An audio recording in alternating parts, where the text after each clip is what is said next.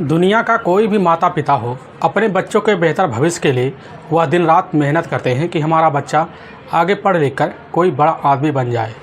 लेकिन जब बच्चे अपने खुद जवानी की दहेज पर पहुंचते हैं ना, तो अपना फ़ैसला खुद लेना शुरू कर देते हैं। लेकिन उन्हीं के एक गलत फैसले की वजह से उनका पूरा घर परिवार भी तबाह हो जाता है। आज की घटना में सेम ऐसा ही कुछ हो जाता है, जिस वजह से एक व्यक्ति इस दुनिया को छोड़ के चला जाता है। लेकिन जब लोगों के सामने सच्चाई निकल के आती है, जिससे सुनने के बाद लोगों का दिल दहल जाता है। आज की घटना में क्या था, आज की घटना में क्या हुआ, आज की घटना की आप पूरी सच्चाई जानने के लिए इस वीडियो को आप लास्ट तक ज़रूर देखिएगा। नमस्कार दोस्तों, मैं प्रदीप कुमार आपको इस टेढ़ी बात चैनल पे मैं स्वागत करता हूं। दोस्तों आज की यह जो सच्ची घटना है, यह घटना है उत्तर प्रदेश, और उत्तर प्रदेश का ज़िला पड़ता है आजमगढ़, और उसी का थाना लगता है अहरौली, उसी का गांव लगता है शंभूपुर दमदियावन। वहीं के रहने वाले होते हैं हरदास यादव। उनके टोटल 2 बेटे होते हैं। बड़ा बेटा होता है सुभाष यादव, जिसकी उम्र होती है 26 साल के आसपास होता है, और छोटा बेटा होता है विनोद, जिसकी उम्र होती है 22 साल के आसपास होता है। हरदास यादव के पास थोड़ी बहुत खेती भी होती है, जिसकी वजह से अपनी उपजाऊ ज़मीन में कुछ सब्जियां उगाकर अच्छे मार्केट में ले जाकर दामों में बेच भी लेते थे। हरदास यादव के पूरे परिवार को ज़िंदगी होता है काफ़ी बेहतर तरीके से उनके कदमों पर चल रहा होता है। तभी इसी बीच सुभाष जो होता है उत्तर प्रदेश में जो होता है साल 2015 में उसकी एक पुलिस में नौकरी में ज्वाइनिंग हो जाती है। तभी वह उत्तर प्रदेश के ही चंदौली ज़िला पड़ता है, और उसी में चकिया थाना पड़ता है। वहीं पर जाकर सुभाष यादव की जो होती है पोस्टिंग हो जाती है, और वहीं पर उसकी ड्यूटी भी लग जाती है। अपनी ड्यूटी जो होता है सुभाष यादव काफ़ी बेहतर तरीके से करना भी शुरू कर देता है। सुभाष की जो ज़िंदगी होता है, उनके परिवार की जो ज़िंदगी होता है, काफ़ी बेहतर तरीके से चलना भी शुरू हो जाता है। हरदास यादव इसी भी सोचने लग जाते कि हमारा जो बेटा है सुभाष अपने पैरों पर खुद खड़ा हो गया है, क्यों ना उसकी शादी करवा दी जाए। और इसीलिए जो होते हरदास यादव अपने बेटे सुभाष के रिश्ते के लिए तलाशी करना शुरू कर देते हैं। इसी बीच सुभाष यादव की लड़की भी मिल जाती है। मिलने के बाद जो होता है उसका परीक्षा का दिन भी धर लेते हैं। 29 दिसंबर 2017 का दिन जो होता है परीक्षा का दिन रख दिया जाता है। और उसी बीच सुभाष यादव जो होता है अपने उसी पुलिस पद से मौके पर 1 हफ्ते की छुट्टी लेकर 28 दिसंबर 2017 को अपने घर चला आता है। अपने घर आने के बाद 29 दिसंबर 2017 का उसका परीक्षा का जो दिन होता है, उसी दिन काफ़ी बेहतर तरीके से उसका कार्यक्रम भी पूरी तरह से हो जाता है। होने के बाद जो होता है अब 30 दिसंबर जिसका सुबह का टाइम होता है, उसी बीच सुभाष यादव के कुछ अपने दोस्त होते हैं राहुल यादव, और एक उसका अपना काफ़ी करीबी दोस्त होता है सुरेंद्र यादव। राहुल और सुरेंद्र यादव जो होते हैं उसी समय अब संतोष के घर आते हैं। संतोष के घर आने के बाद संतोष से मिलकर कुछ बातें करते हैं। बातें करते करते तो संतोष को अपने साथ गांव से बाहर ले जाते हैं, और उसी बीच तीनों के बीच मिलकर हंसी टिटोले शुरू भी हो जाते हैं। इसी बीच सुभाष यादव का जो होता है मोबाइल की घंटी बज जाती है। घंटी बजने के बाद सुभाष उस मोबाइल को निकाल के देखता है तो उसका जाना पहचाना नंबर निकल के आता है। उसी से कुछ मिनट वहीं खड़े होकर बातें करना शुरू कर देता है, और जब बातें करने लगता है इसी बीच दोनों को हाथों से इशारा कर देता है कि ठीक है तुम यहीं खड़े रहो, हम अभी कुछ मिनट बाद यहाँ वापस आ जाएंगे। अब राहुल और सुरेंद्र जो होते हैं वहीं पर खड़े हो जाते हैं। खड़े होने के बाद सुभाष जो होता है वहाँ से निकल जाता है। लेकिन लगभग 2 घंटे का वक्त बीत जाता है, लेकिन सुभाष यादव दोबारा लौट के नहीं आता, जिस वजह से इधर सुरेंद्र और राहुल दोनों परेशान हो जाते, सोचने लग जाते आखिर 2 घंटा हो गया, वह कहाँ पर रह गया। तभी उनके मन में कुछ जो होता है शंका होने लगता है कि हो सकता है सुभाष के घर जो होता है कुछ रिश्तेदार आए हों, उन्हीं को अटेंड करने के लिए वहाँ बिजी हो गया हो। इसीलिए जो होता है अब राहुल और सुरेंद्र दोनों अपने अपने घर चले जाते हैं। इधर जो होता है लगभग 3 घंटे का वक्त बीत जाता है, लेकिन हरदास यादव का जो बेटा होता है सुभाष घर लौट के नहीं आता। हरदास यादव सोचने लग जाते कि हमारा बेटा सुबह का निकला, 3 घंटा हो गया, अभी तक घर लौट के क्यों नहीं आया, बिना बताए वह कहाँ चला गया। हरदास यादव तुरंत अपने बेटे विनोद को बोलते हैं कि एक बार जाकर उसका पता लगाओ। विनोद यादव जो होता है अपने भाई की तलाशी करने के लिए अपने गाँव में जाता है। तभी उसको पता चलता है कि लगभग 3 घंटे पहले जो होता है उसके जो दोस्त होते हैं राहुल और सुरेंद्र उसके साथ मिलकर गांव के बाहर टिब्बिल पे जाकर कुछ बातें कर रहे होते हैं। और तभी जैसे इस बात को पता विनोद को चलता है, विनोद जो होता है राहुल और सुरेंद्र के घर पहुंच जाता है। और जब घर पहुंचता है वहीं घर पर जो होता है राहुल और सुरेंद्र मौजूद होते हैं। उनके सामने जो होता है अपने भाई के ना आने की बात जैसे ही कहता है तो राहुल और सुरेंद्र तुरंत ही चौंक जाते हैं, कहने लग जाते कि अभी तक घर नहीं गया, इतना लेट कैसे हो गया। तभी जो होता है विनोद कहने लग जाता है कि आखिर वह चला कहाँ गया। तो राहुल कह देता है कि जब हम लोग तीनों मिलकर गांव के बाहर टेबल पे बैठकर बातें कर रहे थे तो उसी बीच सुभाष का मोबाइल बजता है और मोबाइल को घंटी को रिसीव करने के बाद हमसे बोल के चला जाता है कि तुम लोग यहीं रहो, अभी हम जो होता है कुछ मिनट बाद वापस ज़रूर आ जाएंगे। लेकिन हम वहाँ पर 2 घंटे खड़े रहे, तब भी सुभाष लौट के नहीं आया। इसी वजह हमारे मन में कुछ शंका हो बैठा कि हो सकता अपने रिश्तेदारों को अटेंड करने के लिए अपने घर चला गया। हम लोग वहाँ से चले आए और इसके बाद हमें कुछ नहीं पता वह कहाँ चला गया। और विनोद जैसे अपने भाई के बारे में इस बात की जिक्र सुनने के बाद काफ़ी सन्न सा रह जाता कि आखिर हमारा भाई सुभाष बिना बताए घर वालों को कहाँ से चला गया और कहाँ निकल गया। और विनोद जो था तुरंत वहाँ अपने घर चलाता। अपने घर आने के बाद अपने जो पिता होते हैं हरिओम को सूचना देता। हरिओम जैसे सूचना पाते हैं वह एकदम सन्न सा रह जाते हैं कि आखिर हमारा बेटा कहाँ बिना बताए चला गया। हरिओम यादव तुरंत ही अपने बेटे की तलाशी करने के लिए तुरंत जो होता है उसी समय विनोद से कहते हैं कि एक बार तुम सुभाष के मोबाइल नंबर पर कॉल करो। विनोद जाता है अपने ही घर में, अपना मोबाइल निकालता है। निकालने के बाद जो होता है उसी समय अपने बड़े भाई सुभाष के मोबाइल नंबर पर कॉल करता है और जब कॉल करता है उसका मोबाइल नंबर जो होता है स्विच ऑफ बता देता है। विनोद काफ़ी अचंभा से रह जाता है, लेकिन बार बार विनोद जो है पर अपने बड़े भाई सुभाष के मोबाइल नंबर पर कॉल करता है तो हर बार उसका मोबाइल नंबर स्विच ऑफ बताने लगता है। जैसे विनोद के द्वारा जो होता है हरिदास को पता लगता है कि मोबाइल नंबर जो होता है सुभाष का बार बार स्विच ऑफ बता रहा होता है। हरिदास यादव काफ़ी ज़्यादा परेशान हो जाते हैं। परेशान होने के बाद अपने छोटे बेटे विनोद को साथ लेते हैं। लेने के बाद गांव में काफ़ी घरों में जाकर सुभाष के बारे में पूछताछ करते हैं, लेकिन गांव में भी जो होता है सुभाष के आने के बारे में कोई सूचना नहीं मिलता। इसीलिए अपने बेटे को लेकर गांव के बाहर चले जाते हैं। विनोद जो होता मोटरसाइकिल लेकर गांव के बाहर दुकानदारों से पूछताछ शुरू कर देता है, लेकिन कहीं पर सुभाष के बारे में उसको पता नहीं लगता। इसी वजह से अब जो होता है हरदास का पूरा परिवार काफ़ी सहम से जाता है, काफ़ी अचंभा से रह जाते हैं कि आज बिना बताए हमारा बेटा सुभाष कहाँ चला गया। लगभग दोपहर का टाइम हो जाता है, उसी बीच 2 बजे के आसपास का टाइम होता है। तो गांव के बाहर कुछ ही दूर पर एक अरहर के खेत होता है। उसी अरहर के खेत के पास जो होता है कुछ चरवाहे अपनी गाय भैंसे चरा रहे होते हैं।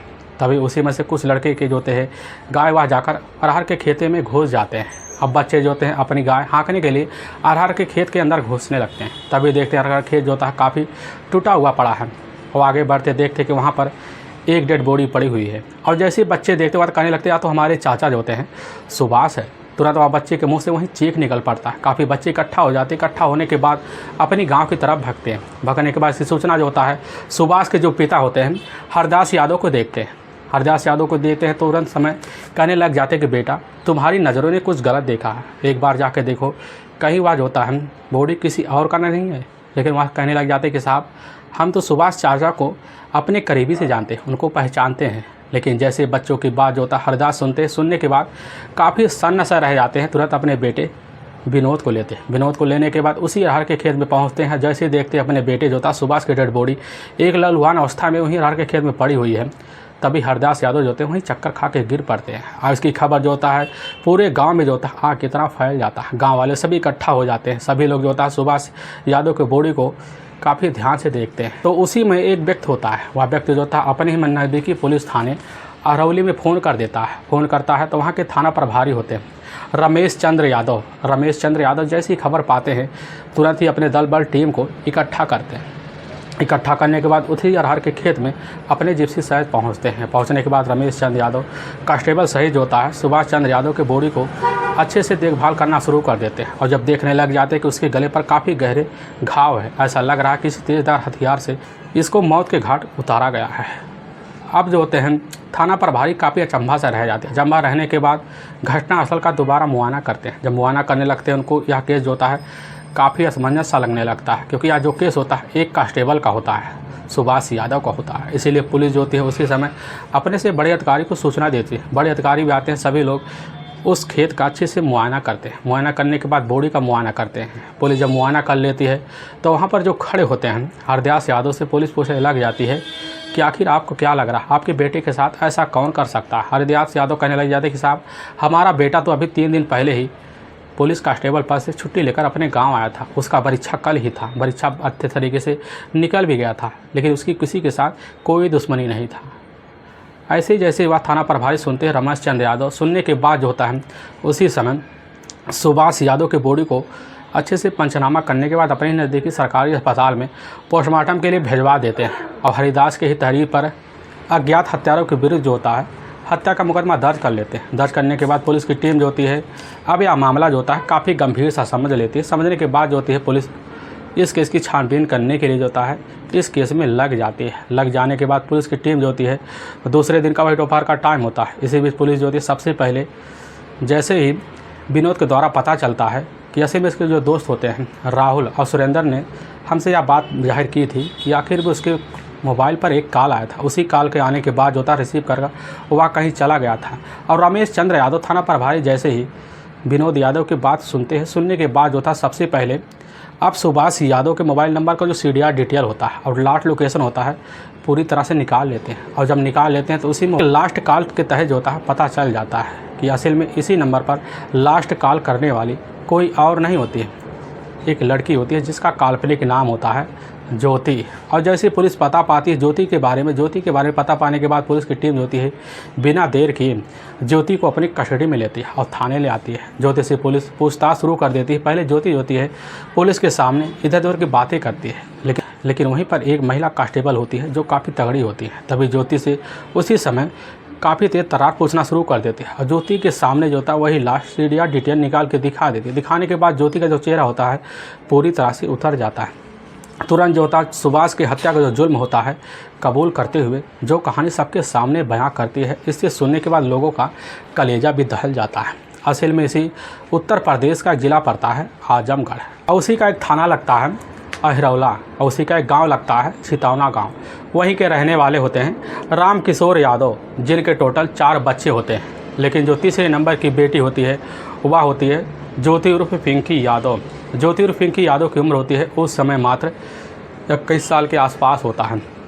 ज्योति अपने माता पिता की इकलौती बेटी होती है। पढ़ने में भी काफ़ी तेज तर्रार भी होती है। कैसे ना तैसे कर अपने ही पास के एक कॉलेज में जाकर इंटरमीडिएट की परीक्षा पास भी कर लेती। पास करने के बाद जब अपनी पढ़ाई उस समय जारी रखना चाहती है तो उसका मन जो था उस बीच पढ़ाई में नहीं लगता, जिसकी वजह से उसके जो पिता होते राम किशोर अपनी बेटी को बार बार फोकस करते हैं कि बेटी तुम जाकर एक अच्छे से कॉलेज में दाखिला ले लो, वहीं आगे की पढ़ाई करो। लेकिन ज्योति काफ़ी हटी होती है। हटी होने के बावजूद जो होता है वह पढ़ाई करने के लिए अपनी इच्छा जाहिर भी नहीं करती, जिस वजह से ज्योति अपने माता पिता के साथ घर गृहस्थी में उलझ जाती है। उलझ जाने के बाद अपनी ज़िंदगी ज्योति कैसे न तैसे बिताना शुरू कर देती है। लेकिन हाँ, ज्योति जब अपने कॉलेज के लिए निकलती थी तो अपने कॉलेज के जाने के लिए रास्ते से ज्योति जो होती है कॉलेज जाती थी। उसी रास्ते में शंभूपुर दबियानपुर गांव पड़ता है और उसी गांव से आए दिन अपने सहेलियों के साथ गुजरने भी लगती थी।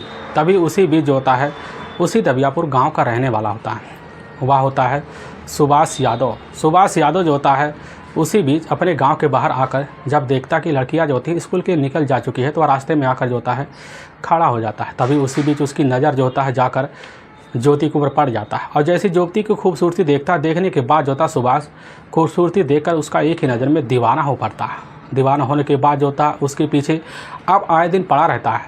और जब सुभाष जो होता है ज्योति के बारे में सारी सच्चाई जान लेने के बाद उसके ऊपर तो और फिदा हो जाता है। उसका पीछा जो होता है उसी दिन से करना शुरू कर देता है। जब ज्योति सुबह के लिए अपने कॉलेज के लिए निकलती है तो उसी बीच रास्ते में आकर सुभाष ज़रूर खड़ा हो जाता है और उसका जो होता है टकटकी लगाए हुए उसकी निगाह को देखना शुरू कर देता है। इसी बीच ज्योति का निगाह जो होता है सुभाष के ऊपर भी पड़ जाता है। ज्योति तुरंत जान जाती है कि सुभाष आखिर हमारे ऊपर अब फिदा हो चुका है। लेकिन सुभाष के ऊपर जो होता है वह भाव देना नहीं चाहती थी। वह चाहती थी पहले प्यार का इजहार कौन करेगा। सुभाष भी यही चाहता था कि आखिर प्यार का इजहार अपने दिल से हम कैसे करें, क्योंकि उतना हिम्मत सुभाष का नहीं था कि वह जाकर प्यार का इजहार ज्योति के सामने कैसे न तैसे कर सके।